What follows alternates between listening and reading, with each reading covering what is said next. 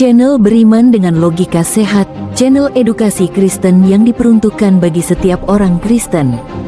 Salam saudara, puji nama Tuhan. Kembali kita berjumpa dalam tayangan edukasi Kristen, tayangan yang secara khusus diperuntukkan bagi kalangan kaum Kristiani.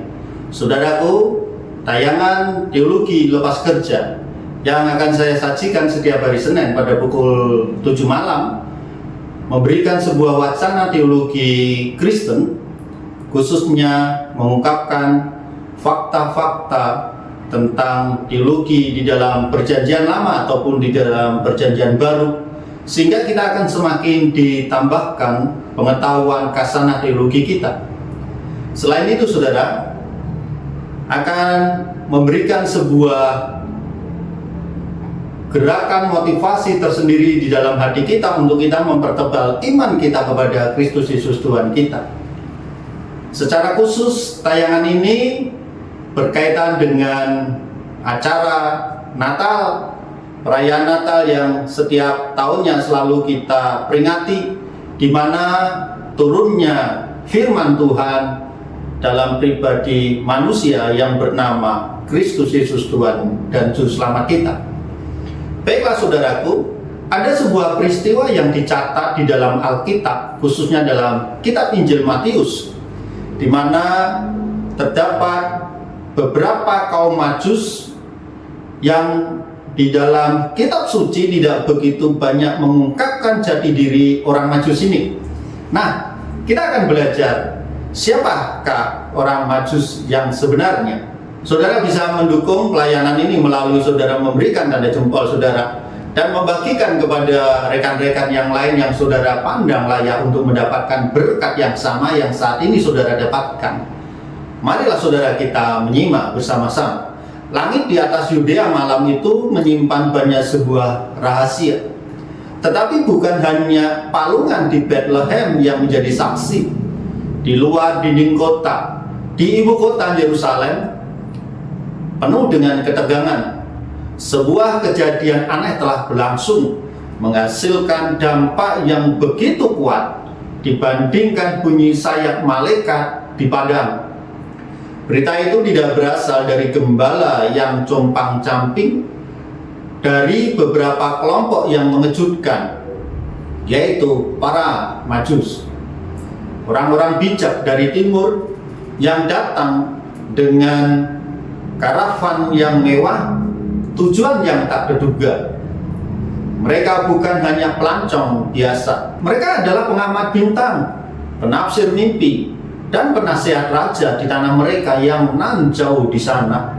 Kedatangan mereka memancarkan suasana misterius yang begitu kuat, dan yang terpenting menyampaikan ancaman politik yang nyata.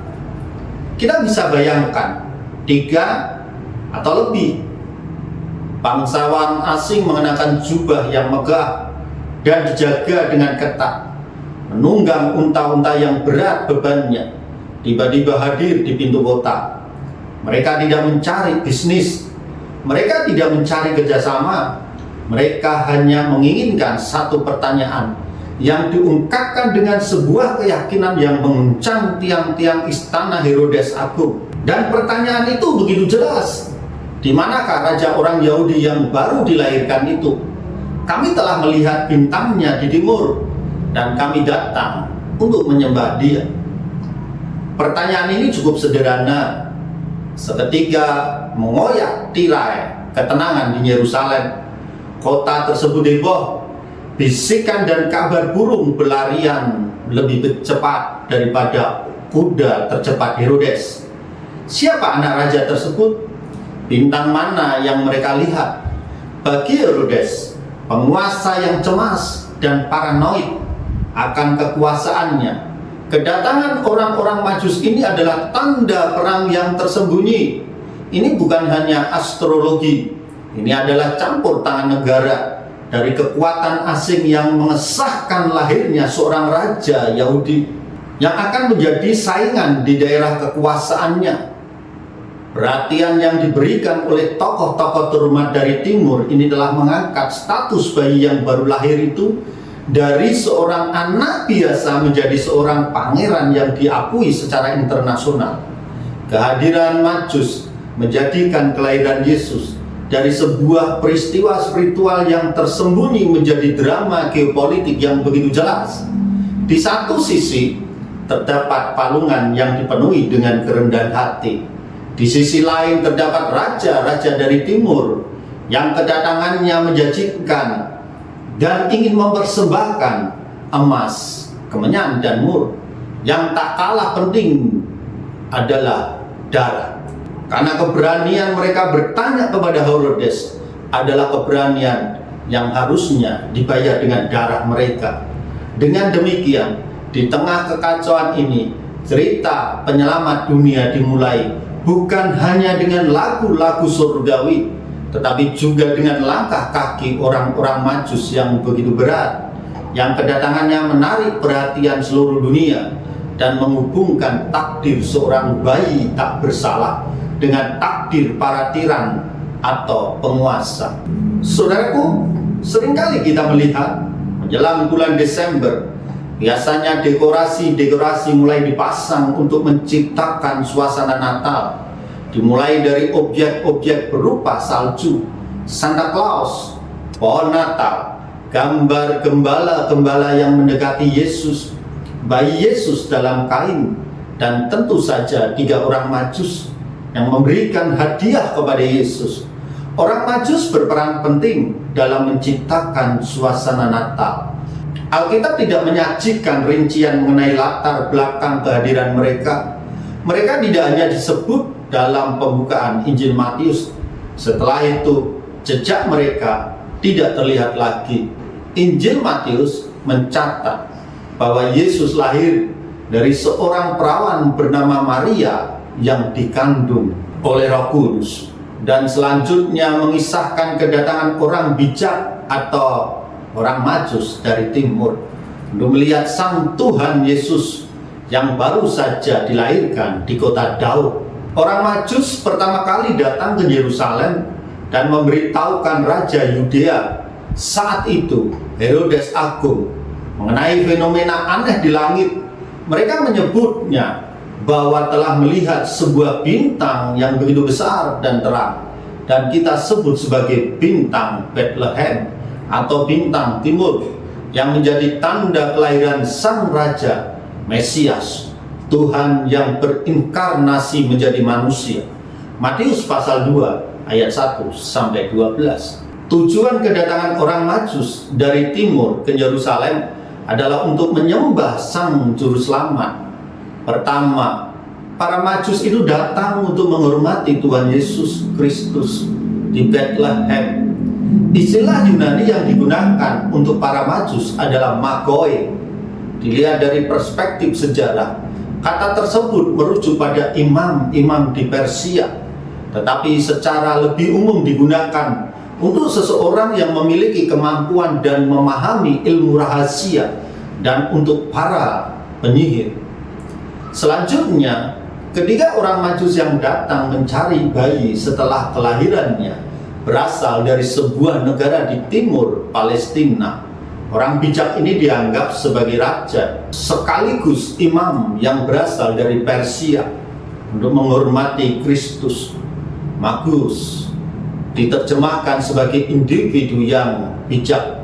Dalam bahasa Indonesia, istilah magos digunakan oleh Herodotus. Herodotus merupakan seorang geografer, ahli geografi Yunani yang dipandang sebagai sejarawan pertama di dunia. Kedatangan mereka telah diramalkan oleh nabi-nabi sebelumnya, terutama oleh Daud.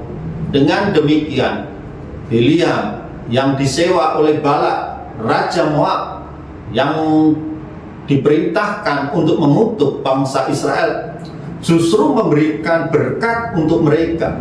Biliam menyatakan bahwa ia akan memandang Raja Mesias, Sang Kristus itu secara langsung, dan bahwa dia akan melihatnya meskipun tidak ada di sana, karena dia tidak melihatnya. Orang Majus yang tiba itu sangat mengerti ilmu pengetahuan alam dan memahami kitab suci umat Tuhan dengan baik. Dan karena pengetahuan mereka, mereka disebut Majus dengan pemahaman mereka tentang Alkitab. Dan setelah berdiskusi dengan beberapa orang Yahudi, ahli-ahli Taurat, ahli-ahli kitab, mereka terinspirasi dengan keyakinan akan kedatangan Mesias yang dinantikan oleh orang-orang tersebut. Selain itu, mereka adalah individu yang jujur dan sangat adil dalam pemerintahan di negara mereka. Karena kekuasaan mereka tidak sebesar sekarang, mereka mengelola dengan mudah dan secara pribadi menerapkan keadilan sebagai penguasa yang arif dan bijaksana. Sebuah bintang akan tampil dari keturunan Yakub, yaitu Kristus Yesus, yang akan bangkit untuk berkuasa selamanya di rumah Yakub. Orang Majus memiliki sifat yang mulia, dermawan, terlepas dari rasa tamak yang sangat ingin menindas orang, merendahkan dan meremehkan. Mereka mengorganisir wilayah yang dekat dengan kawasan Persia dan tinggal tidak jauh satu dengan yang lainnya. Mereka saling berbagi kebaikan dan pengetahuan yang telah mereka dapatkan, saling berkonsultasi, saling berkomunikasi, serta membangun pemerintahan mereka. Para Majus memiliki status sosial yang tinggi, tingkat pendidikan yang tinggi, dan kekayaan. Tetapi semua itu tidak dapat mengatasi kekosongan dalam hidup mereka. Segala yang mereka miliki tidak dapat memuaskan mereka, hingga mereka bertemu dengan Kristus yang telah memenuhi kekosongan dalam hidup dan memberikan kepuasan bagi kehidupan mereka. Orang Majus menambahkan nuansa eksotis dan misterius pada kisah Natal. Keluarga bahagia yang terdiri dari ibu, ayah, dan anak, suasana sejuk di tanah pedesaan, serta para gembala yang ceria harus terganggu oleh kehadiran orang-orang asing dari timur ini. Berdasarkan berbagai informasi di atas, dapatlah disimpulkan bahwa orang Majus adalah salah satu kelompok dari media Persia yang berperan sebagai penafsir mimpi. Dengan kata lain, ia juga sebagai seorang Zoroaster. Mereka memiliki kemampuan untuk memahami sebuah tanda dengan menggunakan cahaya bintang, astronomi, untuk mencari dan menemukan tempat kelahiran Yesus, Sang Juru Selamat. Orang Majus datang untuk menyembah Kristus dengan hadiah yang sudah mereka persiapkan dan mereka bawa.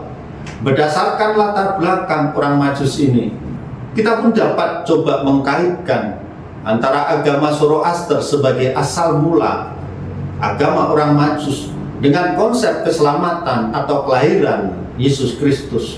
Bagaimana seorang Zoroaster memiliki pandangan yang hampir sama dengan pandangan kekristenan, gagasan keselamatan yang ditekankan oleh Zoroaster. Orang Majus ini datang kepada Yesus. Yesus lahir di Bethlehem saat pemerintahan Herodes. Tentang waktu ketika beberapa orang Majus dari timur datang ke Yerusalem bertanya, "Di manakah raja orang Yahudi yang baru dilahirkan?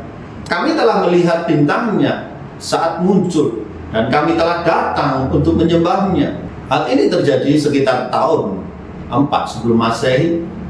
Raja Herodes sangat risau ketika mereka menerima kabar dari orang Majus. Seperti halnya semua penduduk Yerusalem, Herodes menyelenggarakan rapat dengan para pemimpin, imam, dan ahli Taurat. Lalu bertanya, di manakah Mesias seharusnya dilahirkan? Di Bethlehem, di Yudea, kata mereka. Semua ini sesuai dengan yang ditulis oleh para nabi. Dan kamu, hai Bethlehem, di tanah Yehuda, tidak kurang dari kota-kota yang berkuasa di Yehuda, karena seorang pemimpin akan datang darimu yang akan mengembalakan umatku Israel. Kemudian Herodes memanggil seorang prajurit untuk mendekati orang Majus, dan dia memperoleh informasi dari mereka tentang saat ketiga bintang muncul pertama kali, Kemudian dia memberitahukan mereka, pergilah ke Bethlehem dan temukan anak itu dengan teliti. Dan saat Anda menemukannya, kembalilah dan berilah kami informasi agar saya bisa pergi dan menyembahnya juga. Setelah berbincang dengan Herodes, orang Majus berangkat, dan bintang yang mereka lihat di timur menuju Bethlehem. Dia melangkah ke depan dari mereka dan berhenti di lokasi di mana Yesus berada. Perjalanan yang ditempuh oleh orang Majus sangat panjang. Perjalanan orang Majus melewati panas, siang, dingin, malam sejauh 1.700 km. Saat mereka memandang bintang, mereka diselimuti kebahagiaan. Mereka memasuki rumah dan melihat Yesus bersama ibunya Maria. Lalu mereka sujud dan menyembahnya. Selanjutnya, mereka mengambil peralatan kekayaan mereka dan menghadiahkan kepadanya emas, kemenyan, dan mur. Saat berangkat, mereka pulang ke negeri asal dengan jalur yang berbeda. Karena Tuhan telah memberikan mereka peringatan dalam mimpi agar tidak kembali ke Herodes. Keterkaitan Zoroaster dengan kelahiran Kristus, Yudaisme, dan kekristenan memiliki beberapa persamaan, sehingga seperti terdapat hubungan di antara ketiga agama tersebut. Sulit untuk memberikan sebuah data atau mendokumentasikan hal ini secara akurat, terutama awal perkembangan Yudaisme. Buktinya tersedia, namun semua bukti tersebut bersifat tidak langsung dan seringkali tidak sejalan dengan penilaian ilmiah yang ketat. Orang-orang Majus merupakan kelompok Zoroaster. Mereka mungkin merupakan para imam pada masa Seleukia, Partia, dan Sasania. Bagi Matius, kedatangan orang-orang Majus tersebut melambangkan hubungan antara Mesias dan dengan dunia non-Yahudi atau Goyim. Pertanyaan yang sering muncul adalah, apakah para Majus ini menyembah sosok Yesus? Kelahiran Yesus Kristus tercatat dalam Injil Matius adalah sebuah cerita yang ironis, di mana yang mencari bayi Yesus bukanlah penduduk Yerusalem atau tokoh agama Yahudi, tetapi para Majus dari timur, orang-orang non-Yahudi, kaum Goyim, para imam dan ahli Taurat yang setiap harinya mempelajari kitab suci, tidak menyadari kelahiran Mesias, Raja Damai. Sedangkan orang Majus mengetahui kelahiran Sang Mesias melalui tanda-tanda bintang di angkasa. Maka para penafsir bintang itulah yang pertama kali memberikan hadiah kepada Yesus Kristus, yaitu emas, kemenyan, dan mur. Emas seringkali disebut sebagai raja dari semua logam. Kristus yang dikenal sebagai anak manusia akan memerintah sebagai raja, yang memerintah bukan dengan kekuasaan, melainkan dengan cinta kasih, yang memiliki kuasa atas seluruh umat manusia, bukan melalui tahta kerajaan, tetapi dari kayu salib sebagai pengorbanan bagi umat manusia. Kemenyan melambangkan persembahan bagi seorang imam atau pendeta. Kemenyan biasa dipakai sebagai persembahan bakaran yang wangi di tempat ibadah. Inilah peran Kristus Yesus sebagai imam yang agung, yang lahir memberikan kesempatan kepada setiap orang untuk layak mendekat kepada Allah. Mur mencerminkan pengorbanan bagi umat manusia. Pada masa itu, mur dipakai sebagai bahan pengawet untuk jenazah orang yang telah wafat. Yesus datang ke dunia untuk menyelamatkan manusia, dan itulah wujud kasih yang setia.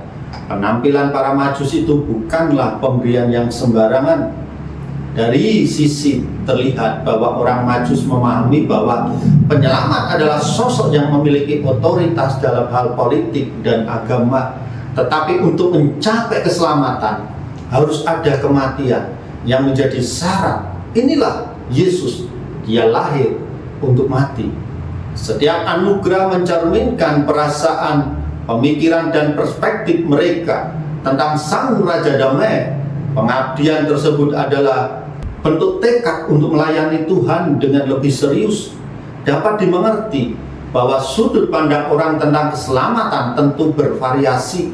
Tetapi orang Majus yang merupakan pengikut Zoroaster datang ke Bethlehem untuk menyambut dan memberikan persembahan yang mulia kepada Kristus. Orang non-Yahudi atau Goyim yang telah mengetahui sebelumnya kelahiran Juru Selamat dunia, pengakuan Yesus sebagai Mesias yang dinanti bertujuan memenuhi harapan orang Yahudi dan mungkin menandai akhir zaman, sebagaimana diimpikan oleh para Zoroastrian yang dikenal dengan dalam kisah ini Injil Matius tentang 3 orang Majus yang harus diperhatikan. Mereka dianggap Zoroastrian, mengikuti petunjuk mereka sendiri mencari Sang Bayi Yesus. Pembukaan Injil Yohanes yang terkenal dengan perkataan pada mulanya adalah firman mengandung banyak unsur sugesti dari pengaruh Zoroastrian, termasuk dualisme dalam filsafat dan etika, serta metafora terang atau gelap yang menjadi ciri khas Zoroastrianisme. Dan hidup itu adalah cahaya bagi manusia, cahaya yang bersinar dalam kegelapan, cahaya yang tidak dapat dikalahkan oleh kegelapan itu sendiri. Baiklah saudaraku, dalam tayangan kali ini saya ingin memberikan sebuah pemahaman bagi hidup kita bersama. Kedatangan orang Majus bagaimana memberikan sebuah titik pemahaman bagi hidup kita bahwa kelahiran Kristus sebagai Mesias yang agung itu telah diakui secara internasional melalui kedatangan mereka. Dan kedatangan ini memberikan sebuah tamparan yang telak bagi para kaum ahli Taurat, ahli-ahli kitab yang ada di Yerusalem. Saudara, seberapapun banyak kita membaca tentang kitab suci, tentang firman Tuhan, jikalau kita tidak pernah memahami, maka Sang Juru Selamat itu tidak akan pernah hadir dalam kehidupan kita. Demikianlah tayangan yang saya berikan kali ini tentang orang Majus. Bagi saudara yang memiliki pendapat lain, saudara bisa menyampaikan pendapat saudara melalui kolom komentar. Dan apabila saudara memiliki hal yang ingin saudara ungkapkan, saudara bisa mengungkapkan. Saudara bisa bagikan tayangan ini kepada rekan-rekan saudara yang lain, dan saudara bisa menjadi berkat bagi banyak orang. Kiranya kasih anugerah Tuhan yang tercurah di dalam Yesus Kristus Tuhan dan Juru Selamat kita memelihara, melindungi, dan mencurahkan berkat damai sejahtera dalam kehidupan kita dari dulu, sekarang, sampai Maranatha. Tuhan Yesus menjemput kita semua. Puji nama Tuhan. Tuhan Yesus memberkati.